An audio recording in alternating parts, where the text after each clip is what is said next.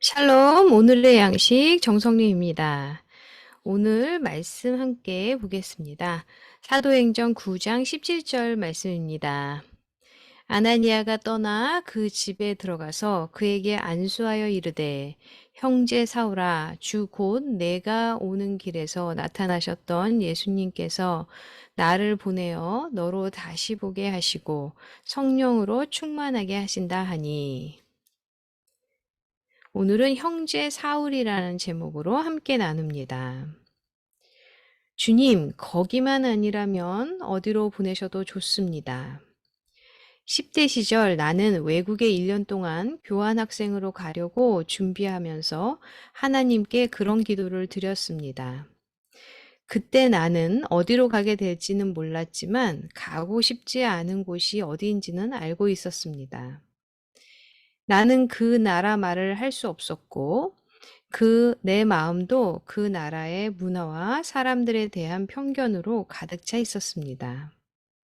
그래서 하나님께 그곳이 아닌 다른 곳으로 보내달라고 했습니다. 그러나 헤아릴 수 없는 지혜를 지니신 하나님은 내가 가고 싶지 않다고 기도했던 바로 그곳으로 나를 보내셨습니다. 그때 하나님께서 그렇게 해주셔서 지금 너무 감사합니다. 40년이 지난 지금도 여전히 그 땅에 사랑하는 친구들이 있습니다. 내가 결혼할 때 신랑 들러리를 서기 위해 스테판이 그곳에서 왔습니다. 그리고 그가 결혼할 때 나는 그 은혜에 보답하기 위해 그곳으로 날아갔습니다. 그리고 우리는 곧 다시 방문할 계획을 세우고 있습니다. 하나님께서 사람의 마음을 변화시키면서 아름다운 일이 일어납니다. 그 같은 변화는 형제 사울이라는 두 단어에도 잘 나타나 있습니다. 이 말은 회심한 사울의 시력을 즉시 치료하라고 하나님께서 부르셨던 믿음의 사람 아나니아가 한 말입니다. 아나니아는 처음에는 사울의 폭력적인 과거 때문에 그 말씀에 반발하여 이렇게 기도했습니다. 주여, 이 사람에 대해서 내가 여러 사람에게 듣사온즉 그가 예루살렘에서 주의 성도에게 적지 않은 해를 끼쳤다 하나이다. 그러나 아나니아는 순종하며 갔습니다. 그의 마음의 변화로 아나니아는 믿음 안에서 새로운 형제를 얻었고 사울은 바울이 되었으며 예수님의 복음은 힘있게 전파되었습니다. 주님을 통해 언제나 진정한 변화가 일어날 수 있습니다. 하나님이 당신의 마음을 바꾸라고 하시는 것을 어떻게 알게 되었습니까? 오늘 어떻게 새로 믿은 사람을 격려할 수 있을까요? 네, 우리가 마음먹은 곳이 있죠. 가고 싶은 곳이 있고, 하고 싶은 것이 있고, 우리가 물질을 이렇게 가지고 있을 때도 쓰고 싶은 곳이 있고, 그런데 하나님께서 어떤 곳에 물질을 흘러보내라고 말씀하실 때가 있고, 또 어떤 사람을 만나라 그러는데 그 사람을 제가 만나기 싫을 때도 있고, 그런데 하나님께 순종하고 또 어떤 행동을 주님께서 하라 그러실 때 그것을 마음을 바꾸기가 쉽지는 않습니다. 그런데 마음을 바꾸고 행하고 난 후에 보면 정말 하나님께서 하셨다라는 것을 깨닫게 됩니다. 그리고 우리가 새로 믿은 사람들을 격려하고 또 제가 강찬 목사님 찬양 중에서요. 한마디라는 찬양이 있는데 그 찬양을 요즘에 매일 듣고 있어요. 거기에 보면 축복합니다. 사랑합니다. 감사합니다. 최고입니다.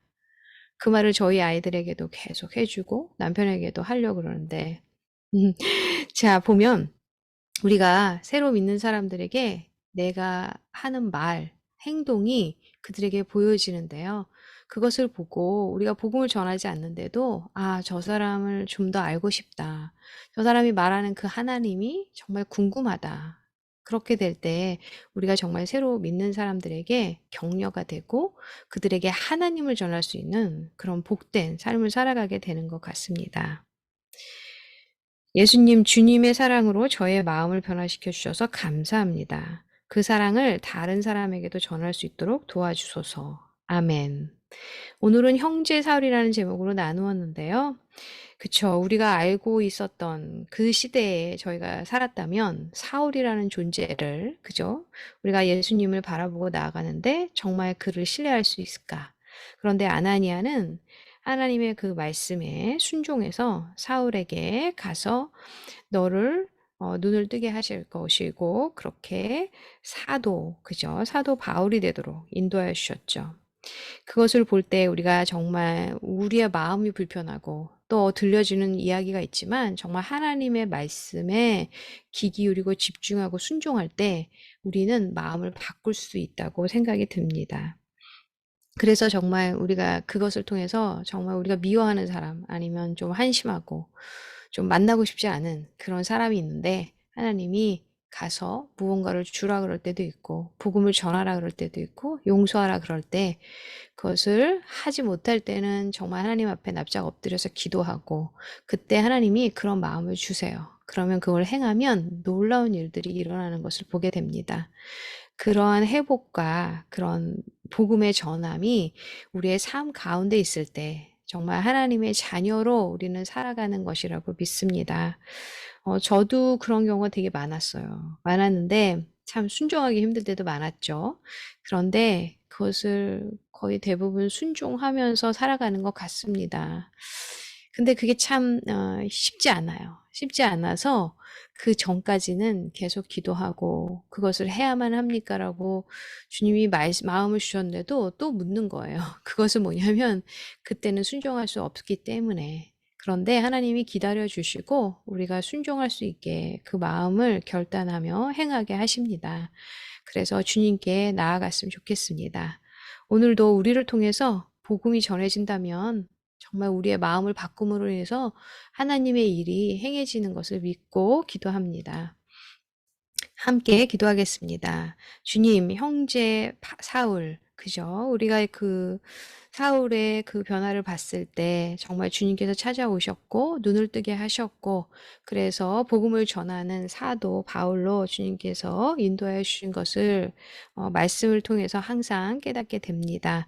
그러한 삶을 우리 자신도 살아가게 하여 주셔서 그러한 삶을 살아갈 때 다른 이들에게도 믿지 않는 자들에게도 우리의 가족 중에서 믿지 않는 자들에게도 정말 바울됨으로 인해서 복음을 전할 수 있는 그런 믿음으로 살아가게 될 줄 믿습니다. 주님, 우리의 말과 행함과 모든 것을 주장하여 주시고 주님의 주권을 인정하며 살게 인도하여 주시옵소서. 모든 것을 감사하며 주 예수 그리스도 이름으로 기도합니다. 아멘. 네, 마음을 바꾸기 힘들지만 주님께 순종하고자 결단한다면 주님께서 바꿀 수 있는 믿음의 그 마음도 주실 줄 믿습니다. 함께 기도하고 응원합니다.